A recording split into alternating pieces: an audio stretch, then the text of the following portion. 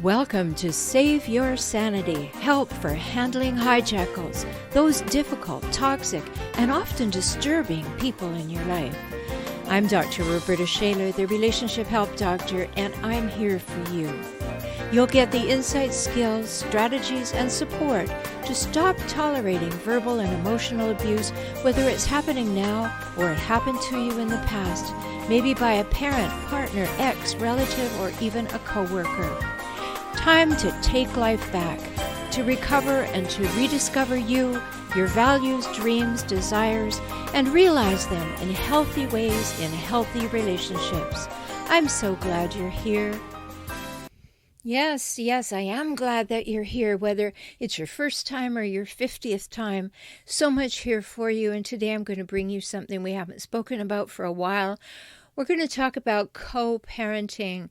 Now, even if you don't have kids, you want to know about this because you may have friends who have kids. You may be dating someone who has kids. You need to know these things. And maybe you were one of the children who is now an adult and is growing up being co-parented in a difficult situation of divorce. So today, 5 co-parenting hacks for raising happy, healthy kids with your ex, whether that ex is difficult or not. But one of the things that hijackals, my term for these relentlessly difficult people who seem to insist on having everything their way, and they are hijacking the relationship for their own purposes and then scavenging it for power, status, and control. Hijackals tend to make their kids feel like pawns and messengers and casualties of the divorce. And sometimes they use their children as pawns and messengers and even weapons of war. And we don't want that. That is so bad for the children. And the children should be our primary concern. Now, for a hijackal, the children are not the primary concern in terms of their well-being and their best interest. The children are a primary concern as pawns to win against the person who discarded them or who they see as having discarded them, even if they discarded the other person. It's all very crooked thinking, and you know all about that if you've been with one. And there's lots, of course, on Save Your Sanity to help you understand all the pieces of this. But, in a perfect world after divorce, your children would only know that life is more peaceful with 2 homes. And yes, they will miss the parent they're not with, and that's healthy and that's good. And you reassure them that they will have a happy, healthy relationship with the other parent when it's their time. And that's it. And things settle out because everybody's interest in the well-being and best interests of the children is paramount. But if you're with a difficult person and has left that difficult person, divorced that difficult person, that person feels like they lost something. And when they feel they lost something, they are furious. And they simply will not let it go. Have you noticed that? So co-parenting should be done with the best interests of the children at heart. What's best for the children? A joint decision, a joint agreement that we will do what's best for the children, not what's best for us. And co-parenting with the former partner then is all about the children, not about your relationship with your ex. Okay, it's not always easy, but children need to know and feel that they are more important than any conflict that is, or hopefully was, going on between their parents. And making sure they feel that way is what effective, conscious co-parenting is all about. So even if your ex does not want to be an effective, conscious co-parent, I want to give you some hacks, if you will, some insights, some strategies, some considerations for how you can do your best to make sure the kids are happy and healthy. So when you co-parent well, you'll eliminate exposing the children to adult relationship issues. Okay, that's big. You don't talk about what's going on between you and your ex with the children. If they ask, you give them a child age-appropriate answer, but you do not discuss the difficulties you have with your ex with the children. Seems obvious, but it isn't. I have clients all over the world because I work with video conferencing, and so many of them tell me, no, I can't seem to get an answer that is in the best interest of the children. Because the children are always being told that I was at fault, or I'm not good enough, or I won't let them do things. In fact, they're creating alienation. And I've talked about alienation in other episodes, and I will talk about it again. But when you co-parent well, you eliminate exposing the children to any issues you have going on with your ex as much as possible. The kids know that mom and dad are not together and choose to live apart, and your job is to reassure the children that you both love them and you both will do all you can to keep their lives as normal as possible. Now, I know you just had a visceral reaction if you're co-parenting with a hijackal, because the hijackal doesn't want to keep things as normal as possible. They want to keep upping the ante to win over you, and they will keep taking you to court, and it will all be very interrupted and disrupted, and then your job of keeping it calm and normal for the kids is made even worse. So the kids don't know and don't need to know any details of what's going on between you unless they are age appropriate for them to know.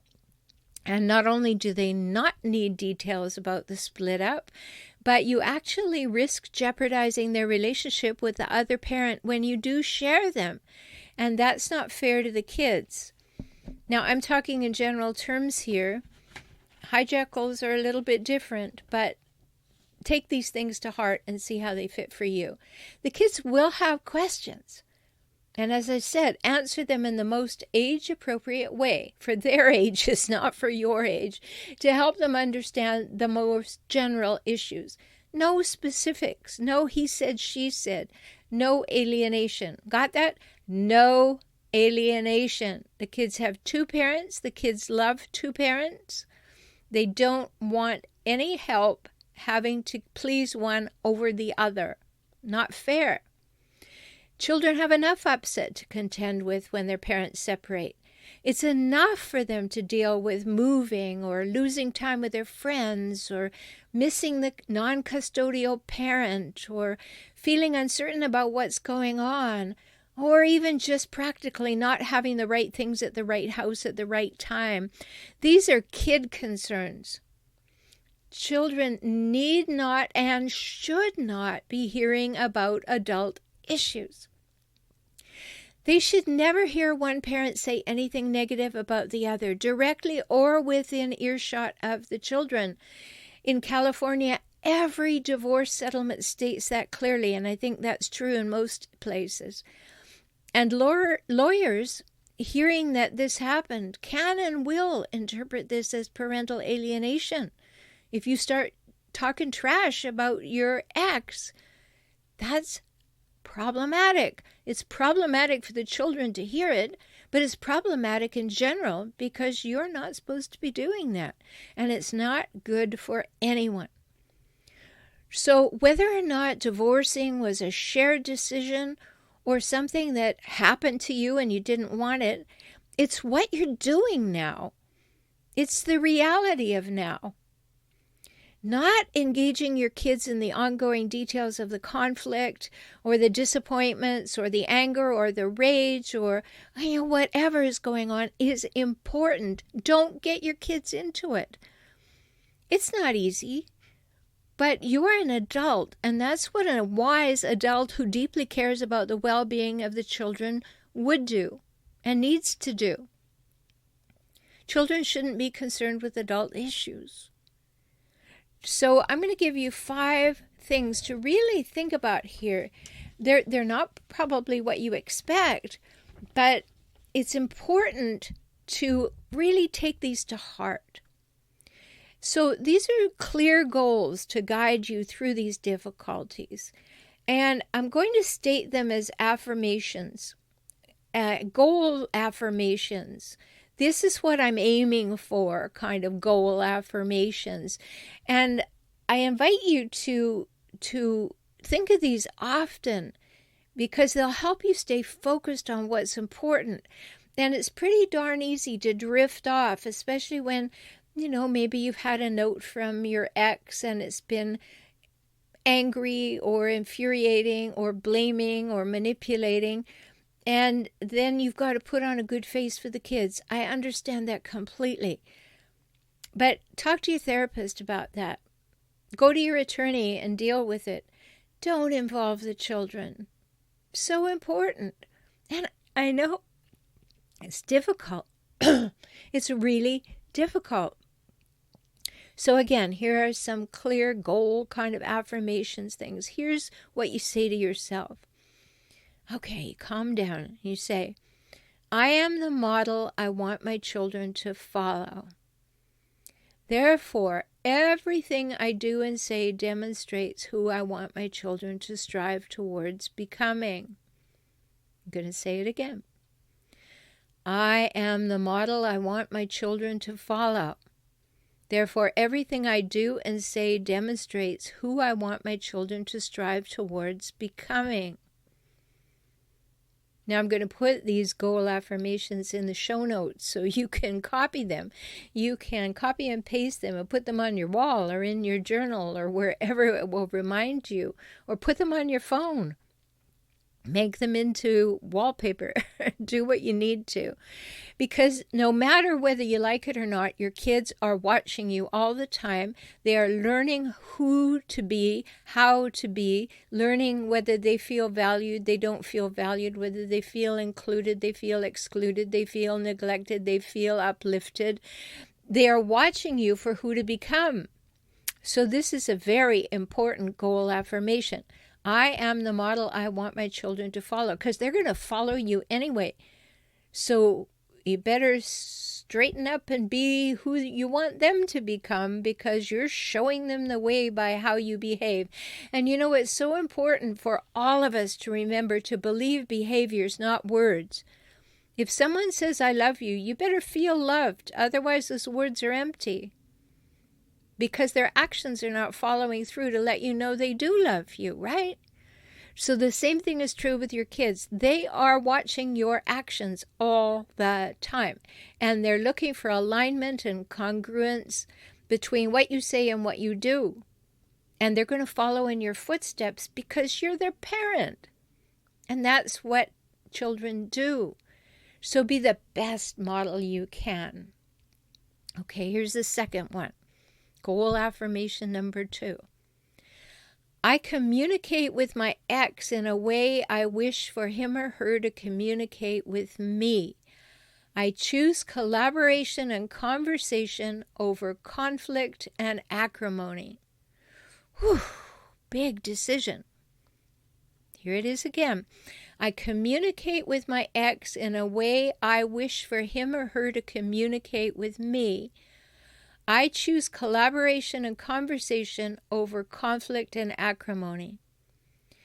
Okay, I know what you're thinking, because I'm thinking it too. Well, if you have left a hijackal ex, they're all about conflict and acrimony. But the question is, who are you? You are the one who gets to respond to them in your way, not in their way. You are the one who gets to be, if you like that expression, the bigger person. You are the one who's demonstrating to your children how to be, so when you're communicating about or with your ex, you need to be modeling that great behavior. So collaboration and conversation may not be possible with a hijackal ex, but not inciting difficulties is possible. Yeah, I know. They're going to be difficult anyway, but don't you be the cause of it.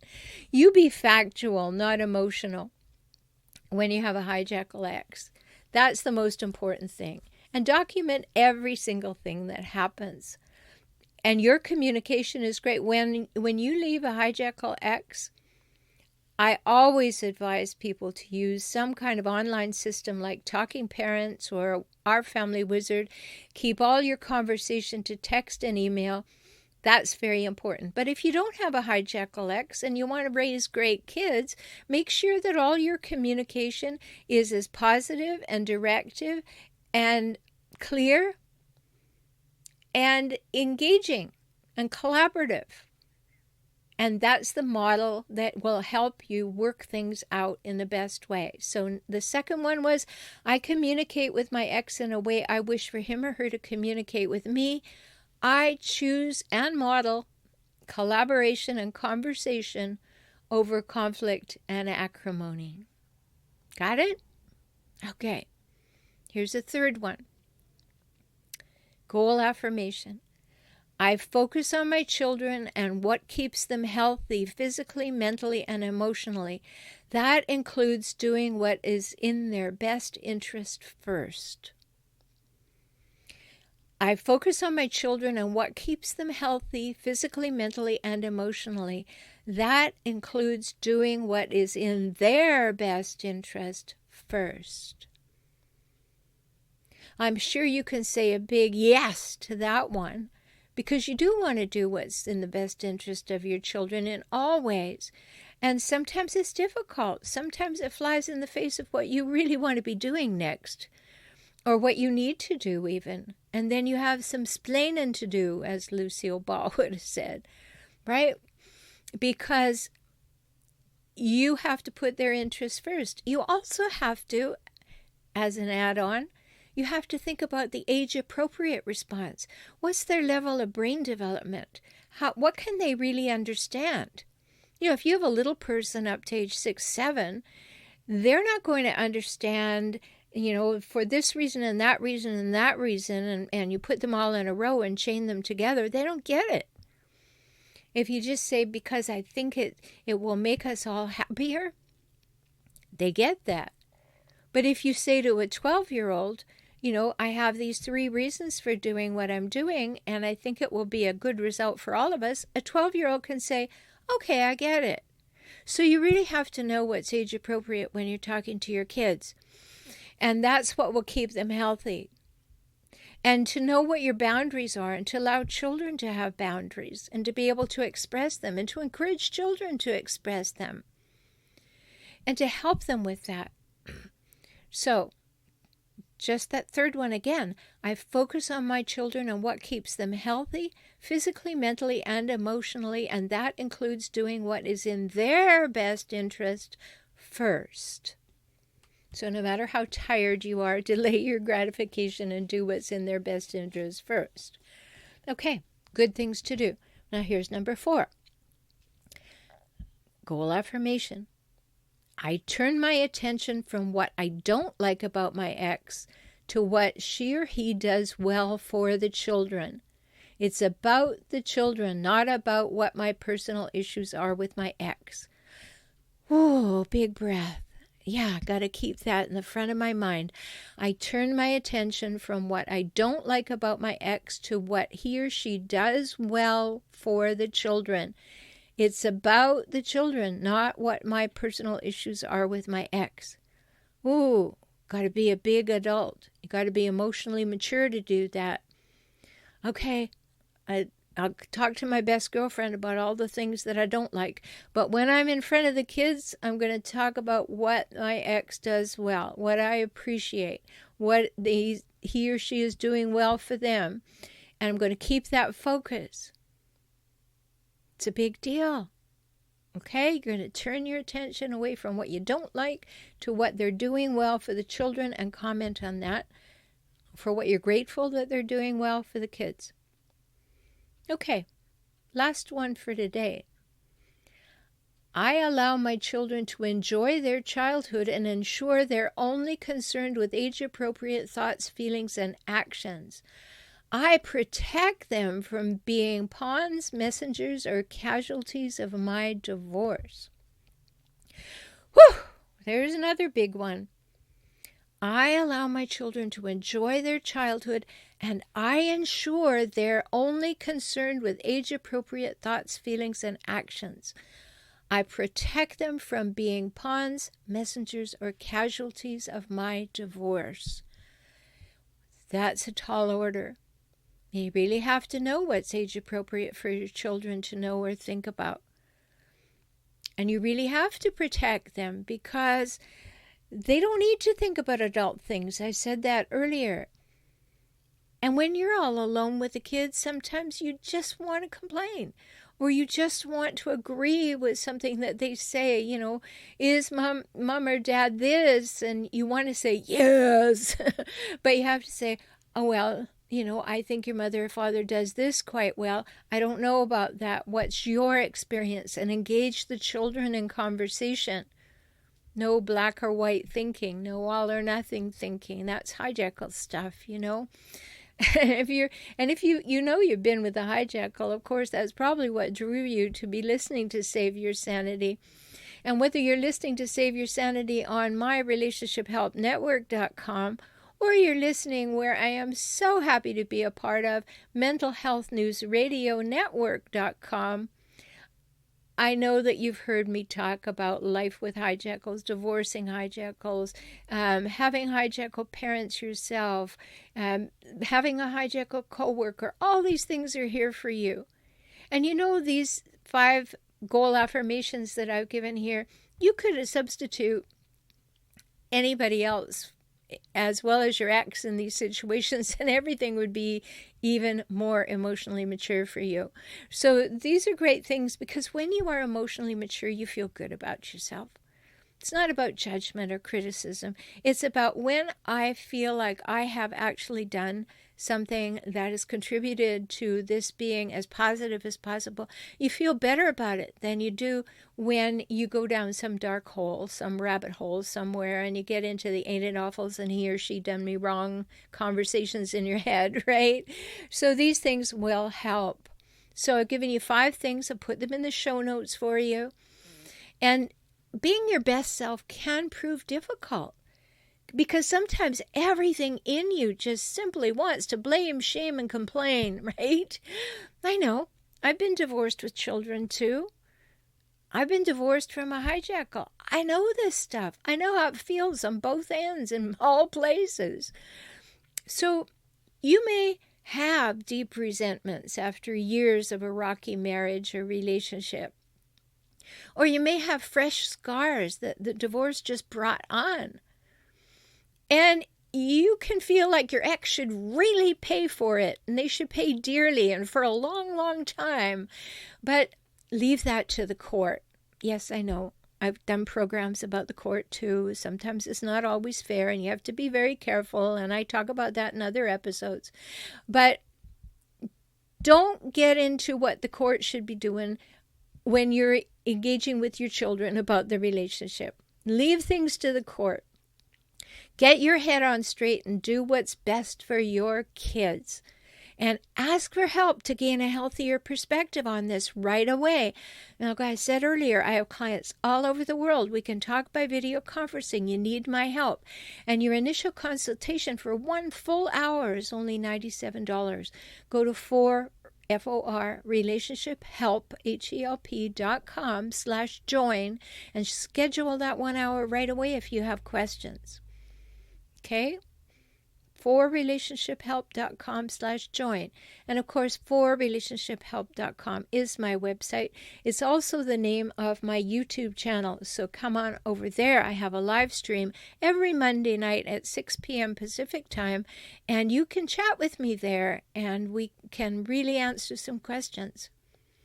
So no matter how frequently you have to remind yourself, and it can be difficult to do so, put the health and well-being of your children first. That means your love for your children is stronger than any loathing that you have for your partner or the divorce process. And when you keep that top of mind, you'll eventually master successful co-parenting, and you'll give the children the best emotional environment to thrive in.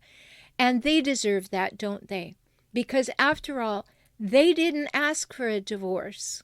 And you may not have either, but divorce has happened, and do your best for your children, and it will turn out to be the best for yourself. I'm so glad you're here. If you found value today, invite your friends to listen. You can find everything, all my podcasts, including my other one, Emotional Savvy, the Relationship Help Show, at relationshiphelpnetwork.com. Again, if you want to work with me privately, come to 4relationshiphelp.com. Would you like to be part of my membership program? Go to optimizecircles.com. So much for you. I really want to help. So until we talk again, make it a great day, make good decisions, and be as emotionally mature as possible. Talk soon. I'm so glad you spent this time with me today. I hope you heard something that touched your heart and empowered you to move forward. You can have the life and relationships that you most want, and that begins with you, within you, today. I'm always here for you. Life can get better, and you heard that from me, the Relationship Help Doctor. I'm Rhoberta Shaler, and I work with clients throughout the world through video conferencing. We can talk. So learn more at 4relationshiphelp.com, forrelationshiphelp.com, or visit me on YouTube at 4Relationship Help. Join me for next week's show.